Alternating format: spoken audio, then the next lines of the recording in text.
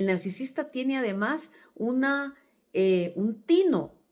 para contactarte en los momentos de debilidad. Por eso es que tenés que bloquearlo de tus redes sociales, porque a través de tus redes sociales se está enterando qué te pasa, si tuviste una pérdida familiar, si tuviste un viaje, si tuviste algún éxito, por ahí te va a entrar. Evita que las personas, incluso que están a tu alrededor, las personas que te quieran, decirle a tus amigos que por favor no le comenten al narcisista si es que tienen contacto con él o con ella, que por favor no le comenten absolutamente nada de ti, porque cualquier información que tenga tuya la va a usar en tu contra.